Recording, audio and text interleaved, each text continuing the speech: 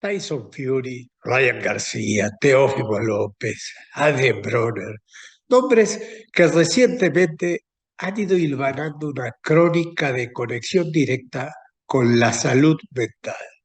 En realidad, los problemas mentales no afectan solamente a los pugilistas. Las estadísticas en Estados Unidos señalan que anualmente uno de cada cuatro habitantes presenta alguna variante que afecta a su salud mental, que puede ir de leve a muy grave según los casos.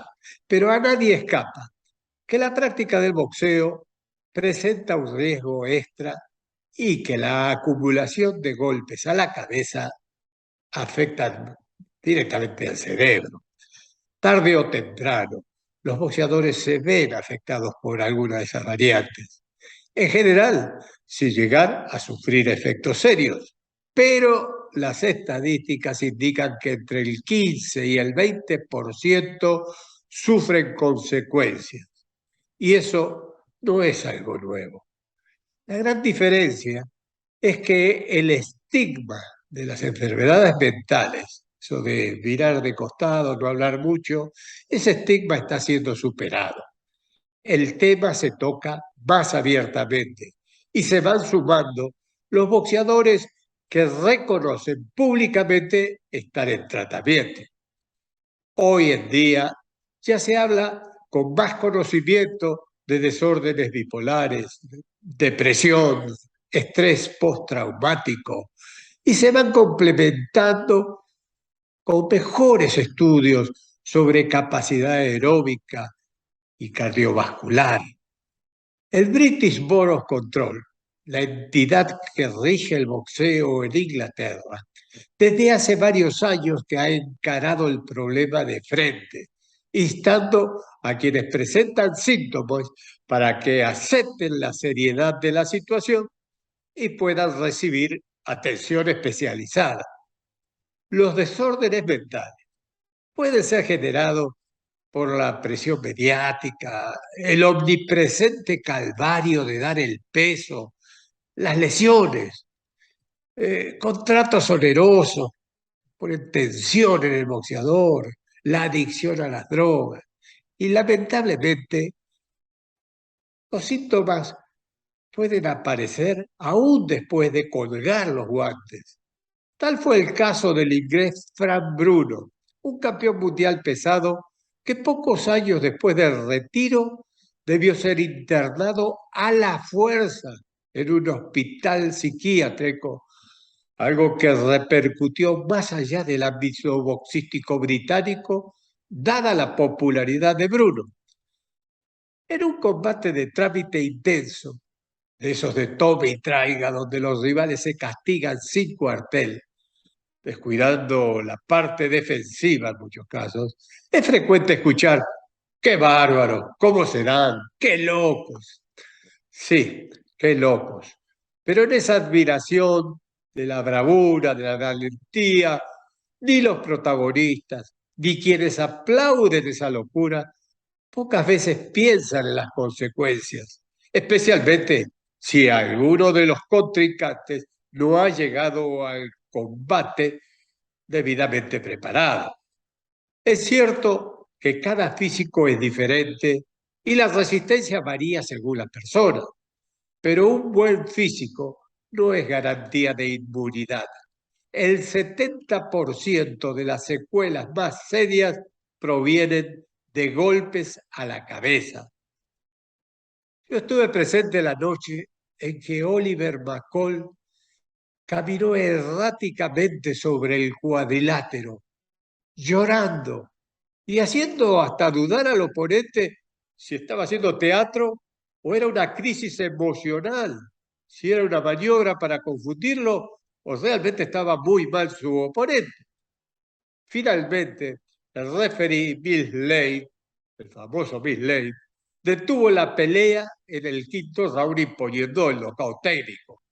Este traumatizado Oliver McCall, 3 años antes había noqueado en 2 rounds al mismo rival. Y ese rival era nada menos que Lennox Lewis. Meses después, de esa pelea de fin tan dramático, McCall estaba internado en un psiquiátrico.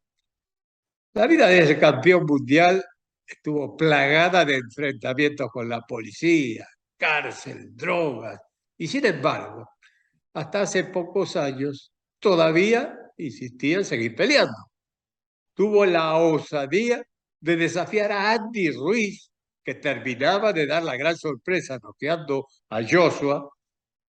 Imagínense, McCall, que ya había cumplido 54 años de edad, dijo que simplemente quería vengar la derrota de uno de sus hijos a manos de Ruiz. Por supuesto que no quisieron escucharlo y se imaginan qué pensaron de él.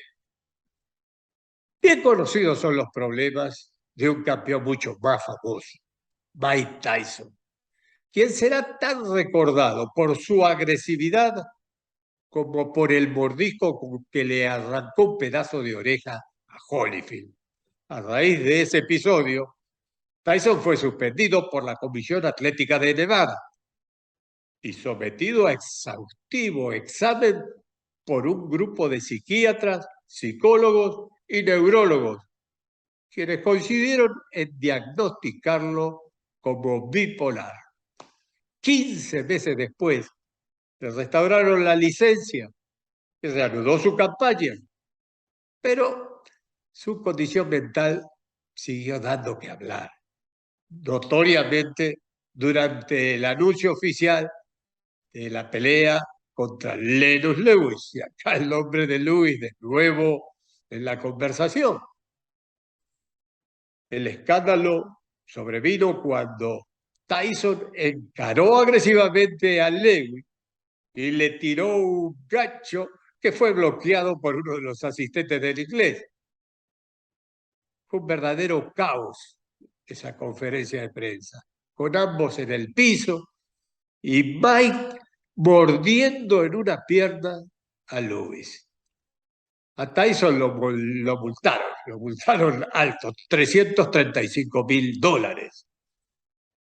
La verdadera pelea estaba programada para Las Vegas, pero después de lo ocurrido en la conferencia de prensa, la Comisión del Estado de Nevada retiró la autorización para que se realizara en su territorio. Algo en la que coincidieron muchos otros estados, cerrándole las puertas, hasta que por fin los promotores lograron concretar el combate en la ciudad de Memphis, en el estado de Tennessee. Fue en julio del 2002. Y recordarán, Lewis ganó por nocaut en el octavo round. Para Tyson, el drama mental continuaba vigente. Su vida alternó momentos gloriosos con el uso de sustancias prohibidas, grandes noches con billones de dólares derrochados, problemas familiares y hasta un par de encarcelamientos.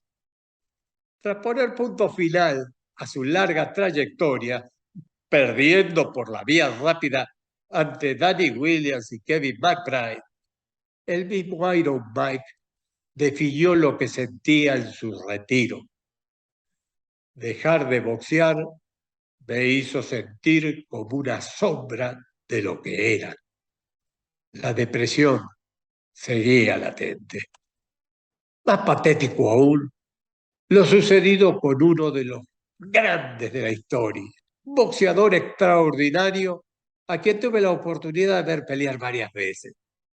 Muhammad Ali terminó siendo también una sombra de aquel prometedor amateur que se consagrara campeón olímpico y luego pasara a ser brillante profesional.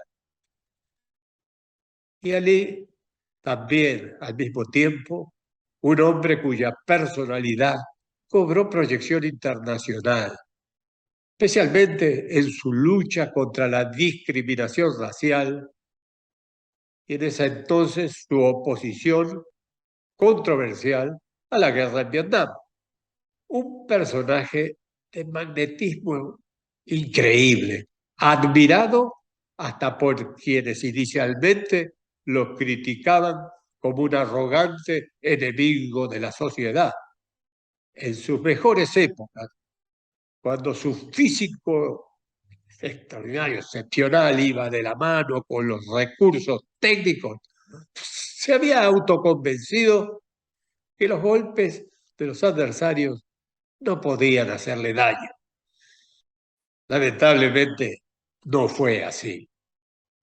Ali no supo, o quizás yo debiera decir, no pudo dejar el boxeo a tiempo. Fue explotado por promotores como Don King y también por la Nación del Islam, la secta de musulmanes negros cuya religión había adoptado y cuyo líder, Elijah Muhammad, le cambió el nombre de Cassius Clay por Muhammad Ali. Pese al deterioro que se iba notando en sus últimos años de pugilista, resultado de peleas inolvidables, pero extremadamente violentas como las que sostuvo, por ejemplo, con Frazier y Foreman,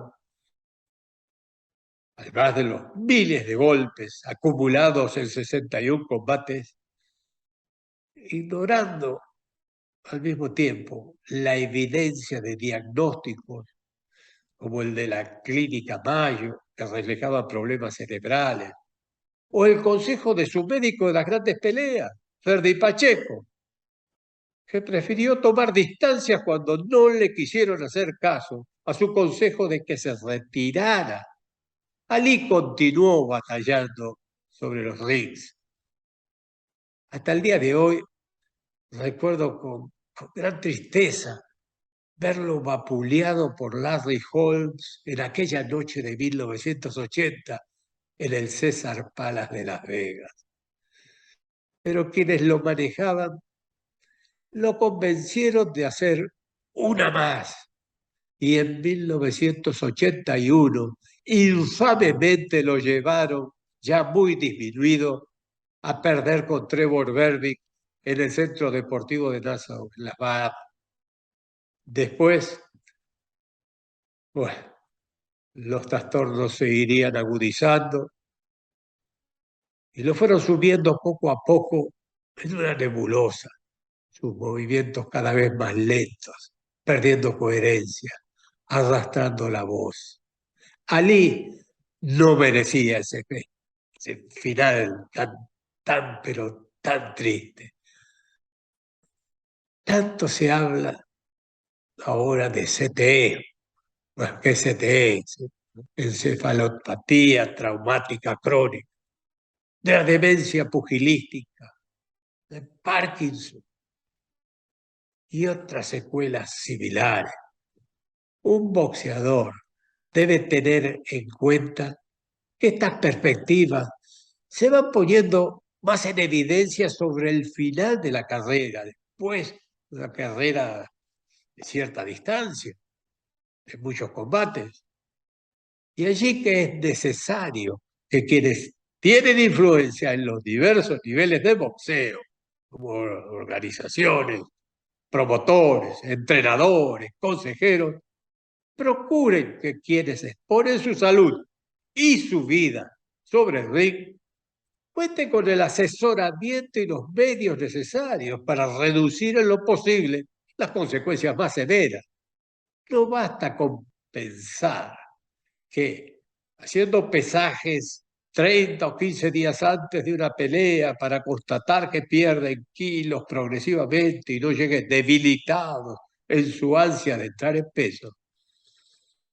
También es importante que esos pesajes previos estén debidamente certificados y no pasados a veces por teléfono y a la que venga.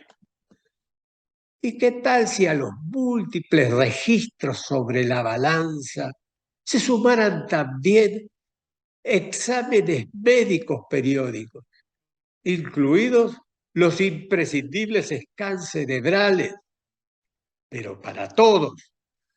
Sabemos que son costosos gastos adicionales, pero considero que la salud es fundamental y quienes más usufructan con el boxeo son quienes deben aportar la diferencia.